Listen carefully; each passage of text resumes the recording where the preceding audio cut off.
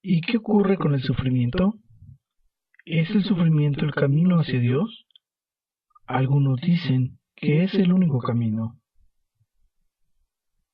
A mí no me gusta el sufrimiento, y si alguien dice lo contrario, es que no me conoce. El sufrimiento es un aspecto innecesario de la experiencia humana. No solo es innecesario, es también insensato, desagradable y peligroso para la salud. Entonces, ¿por qué hay tanto sufrimiento? ¿Por qué tú, si eres Dios, no le pones fin, ya que tanto te desagrada? Ya le he puesto fin, pero sencillamente se niegan a utilizar las herramientas que les he dado para hacerlo. Y es que el sufrimiento no tiene nada que ver con los acontecimientos, sino cómo reacciona uno ante ellos. Lo que sucede es meramente lo que sucede, pero lo que uno piense de ello es otra cuestión. Yo les he dado las herramientas con las que responder y reaccionar ante los acontecimientos de modo que el dolor disminuya, en realidad se elimine, pero no las han utilizado. Perdona, pero ¿por qué no eliminas los acontecimientos? Una buena pregunta. Desgraciadamente, yo no los controlo en absoluto. ¿Que no los controlas en absoluto? Por supuesto que no.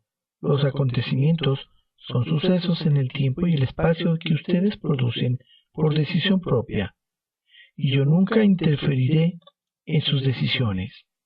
Hacerlo equivaldría a ignorar la propia razón de haberlos creado, pero todo esto ya lo he explicado antes. Algunos acontecimientos los producen intencionalmente y otros los atraen más o menos conscientemente. Algunos de ellos, los grandes desastres naturales, se hallan entre los que incluyen en esta categoría. Los atribuyen al destino. Sin embargo, el destino no es más que el conjunto de todos los pensamientos, en otras palabras, la conciencia del planeta, la conciencia colectiva. Precisamente eso es. Hay quienes dicen que el mundo tiene los días contados. Nuestra ecología está agonizando. Nuestro planeta se encamina hacia un gran desastre geográfico. Terremotos, volcanes, quizás incluso un cambio en la inclinación del eje terrestre. Y hay otros que afirman que la conciencia colectiva puede cambiar todo eso, que podemos salvar la Tierra con nuestros pensamientos. Los pensamientos se convierten en acción. Si un número suficiente de personas creen que se debe hacer algo en auxilio del medio ambiente, salvarán a la Tierra, pero deben apresurarse, pues se ha hecho ya mucho daño y durante mucho tiempo, y se requiere un gran cambio de actitud. ¿Quieres decir que si no lo hacemos, veremos cómo la Tierra es destruida junto con sus habitantes? Yo he hecho las leyes del universo físico, lo bastante claras como para que cualquiera pueda entenderlas. Hay leyes de causa y efecto que ya han parecido suficientemente clarificadas a sus científicos, a los científicos y a través de ellos a vuestros líderes mundiales. No es necesario clarificar dichas leyes una vez más. Volvamos al sufrimiento. ¿De dónde hemos sacado la idea de que el sufrimiento es bueno? ¿De que el santo sufre en silencio? El santo sí sufre en silencio, pero eso no significa que el sufrimiento sea bueno. Los aprendices del maestro sufren en silencio porque entienden que el sufrimiento no es el camino hacia Dios, sino más bien un signo cierto de que todavía les queda algo que aprender en el camino hacia Dios. Algo que recordar.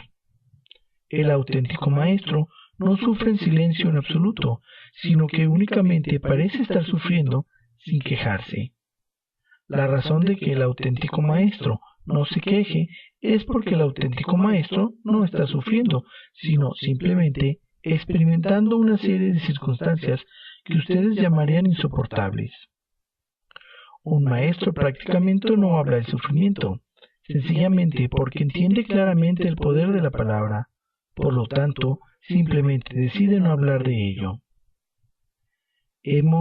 Hacemos real aquello a lo que prestamos atención, y el maestro lo sabe.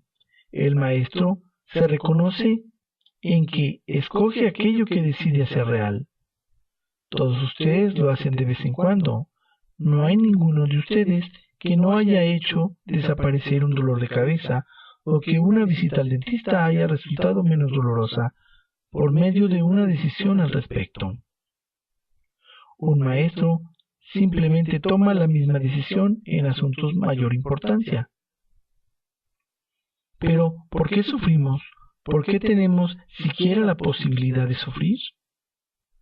No pueden conocer ni llegar a ser aquello que son en ausencia de aquello que no son, tal como yo ya te he explicado.